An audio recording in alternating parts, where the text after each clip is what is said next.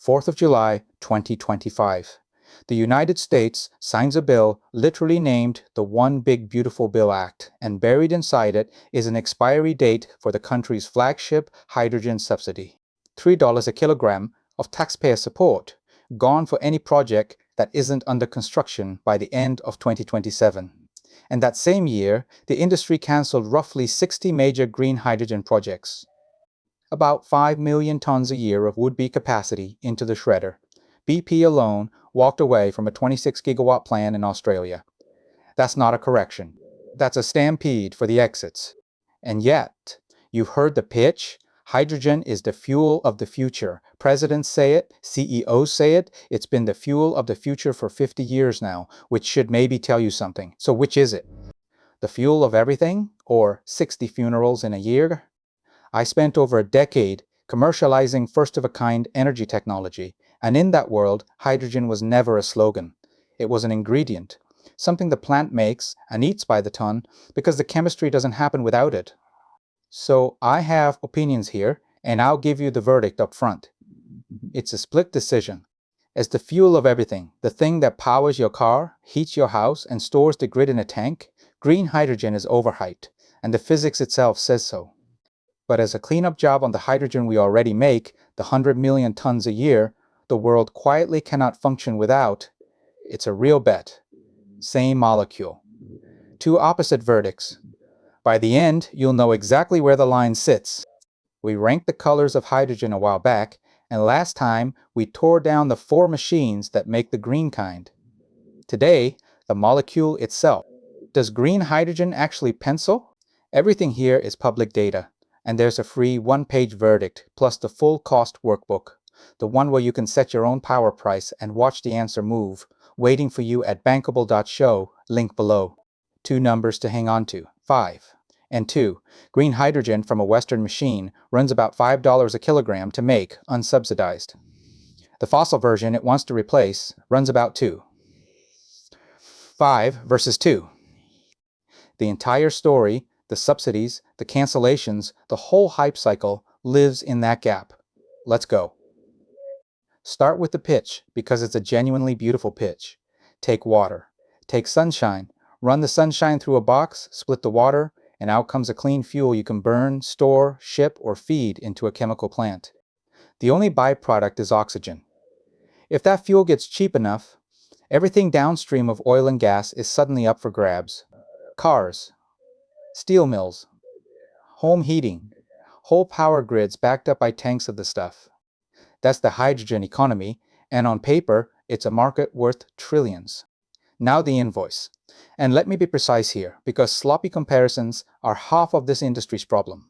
I'm quoting green hydrogen made in the US on a PEM electrolyzer, the flexible type with no subsidies. Lazard puts that between roughly $4 and $6 a kilogram. Midpoint, call it 5 1/4. The incumbent it has to beat is gray hydrogen, the exact same molecule made by cracking natural gas at about $1.50 to $2.50. Same gas coming out of the pipe. One just costs 2 to 3 times more to make. Remember 5 versus 2. Everything comes back to it. Here's the part of the story almost nobody leads with. We do not need to invent a market for hydrogen. It's already one of the most important industrial chemicals on Earth. The world makes about 100 million tons of it every year, and it touches your life daily. Hydrogen goes into ammonia, ammonia becomes fertilizer, and that fertilizer grows a serious share of the food on your plate. Hydrogen strips the sulfur out of your fuel at the refinery. It makes methanol, which makes plastics and paints and glue. Add it up, and making today's hydrogen is responsible for roughly 2% of global emissions, all by itself. And how much of that 100 million tons is clean? Less than 1%. The world will make about 1 million clean tons this year. 1 out of 100. Everything else comes from natural gas and coal. 290 billion cubic meters of gas every year just to make hydrogen, so park this thought. The question was never whether hydrogen can find customers. The customers already exist, and they're enormous. The real question is whether the clean version can take those customers away from the dirty version. That one thought carries the whole verdict. So how do you make the green kind? Water plus electricity. You run current through water, it splits into hydrogen and oxygen, and the box that does it is called an electrolyzer. They come in flavors. Alkaline, the old cheap workhorse that China now builds at enormous scale. PEM, the fast, flexible one that plays nicely with solar and wind. Solid oxide, the hot, efficient one that's still proving it can live long enough to matter. We spent the whole episode tearing those machines apart, so today, just one line. The machine matters, and for the costing, we're staying on PEM the whole way through. Like for like.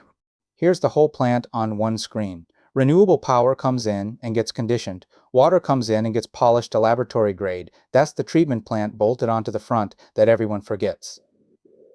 The stack splits the water.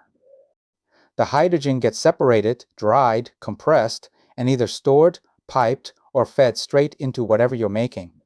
No flame anywhere, barely a moving part.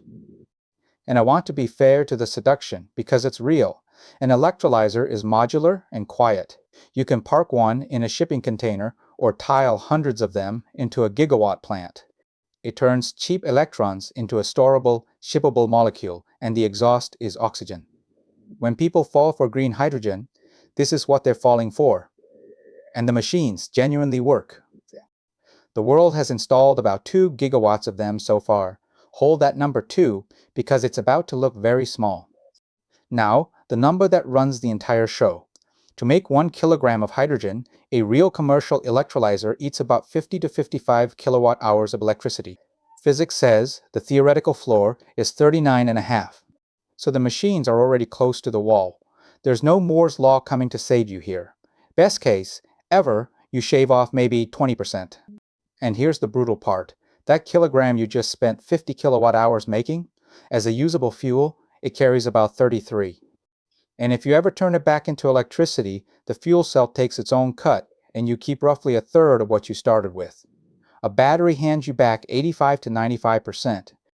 Storing electricity as hydrogen is filling a bucket with a hole in it. Now, sometimes the leaky bucket is the only bucket that does the job.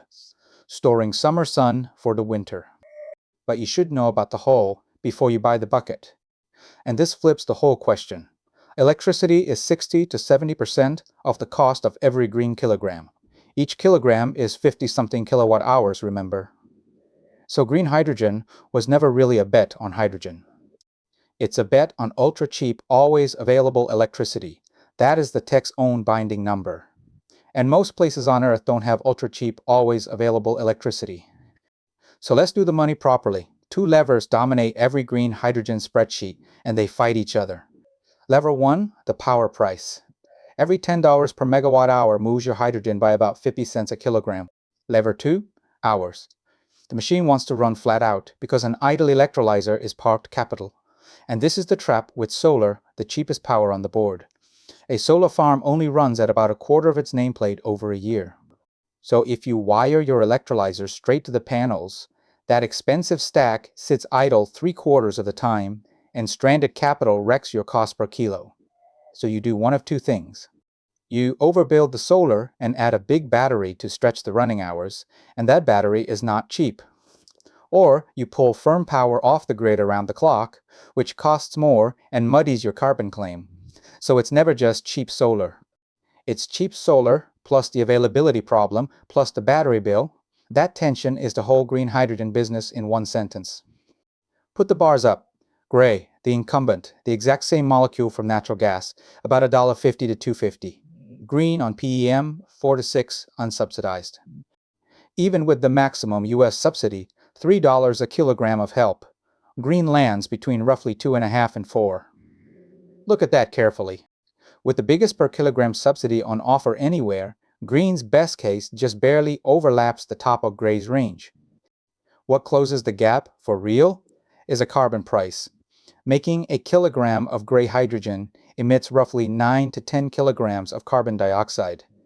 The gap is about $3. Do the division, and gray only loses on its own merits at a carbon price somewhere around $300 a ton. Rough math, and the full derivation is in the workbook. But no major carbon market on Earth trades anywhere near that number today, which tells you something important. This industry does not currently run on economics, it runs on policy. So the question stops being, can it compete everywhere, and becomes, where does it make sense anyway? And there are two answers to that. The first is, which grid? Now I quoted you $5, but that's the hard case, a PEM plant running off variable solar. Flip it around. Wire your electrolyzer to a firm hydro grid, Quebec, Manitoba, British Columbia, Washington State, Norway, and everything changes. The power is cheap and it never stops, so the machine runs flat out and the capital problem goes away. And because the power is steady, you don't need the fancy fast-ramping PEM. You can run the cheaper alkaline machine, the workhorse China builds by the boatload. Put those together, and green lands closer to $3 a kilo, not 5. Still above gray's too, but close enough that today's subsidy, or a modest carbon price, closes it. So green hydrogen was never one price. It's a bet on your grid. And it's exactly why the projects that actually get built cluster in hydro country. The second answer is which use? And there's a genuinely useful tool for that. Michael Liebreich keeps a thing called the hydrogen ladder. Take every proposed use of hydrogen and rank it by one question. Is hydrogen the only sane option for this job, or does something cheaper and simpler already win? Top of the ladder, the uses with no alternative, the ones where you actually need the hydrogen molecule as a raw ingredient. Making ammonia for fertilizer, cleaning up fuel at the refinery, making methanol for plastics. In all of those, the chemistry literally requires the molecule. No battery will ever make fertilizer. Middle of the ladder, green steel. Real, promising, and fighting other routes for the same prize. And the bottom, cars, which batteries already won. Home heating, where a heat pump wrings about 6 times more warmth out of the same electricity. Liebreich's line is that heat pumps multiply and hydrogen divides, and honestly, that's the whole argument. And most grid storage. The pattern is almost embarrassingly simple. Hydrogen wins where it's an ingredient, where you actually need the molecule to build something else, like fertilizer or fuel or plastic. It loses where it's just a courier, a clumsy way to move and store electricity. And look at what sits at the top of that ladder. It's the 100 million tons we already make. The market was on the ladder the whole time. We just kept staring at the bottom rungs. Now follow the money, because capital has read that ladder too, and the numbers are blunt. Add up every announced clean hydrogen project for 2030 and you get 37 million tons a year. A year earlier, that same list said 49. It's shrinking. And of everything announced, the share that has reached a final investment decision, real committed money, is about 9%. 9. And the thing choking it is almost quaintly old-fashioned. Nobody signs the offtake. Firm buyers stand behind 80% of the projects that actually go forward, and new offtake agreements fell by nearly a third in a year. Everybody wants green hydrogen to exist. Almost nobody wants to sign a 10-year contract at $5 a kilo. Hence the stampede I opened with. Roughly 60 major projects scrapped in 2025 alone. BP's 26-gigawatt Australian giant, gone. Air Products, one of the biggest hydrogen producers on Earth, dropped 3 US projects. And I'd argue this isn't the market failing, it's the market finally marking hype to reality. Which is why government stepped in, and the design of the money tells you who's serious. The United States wrote the biggest check. The federal target is $1 hydrogen by 2031, and the instrument is a credit called 45V. Up to $3 per kilogram, graded by carbon intensity on 4 tiers.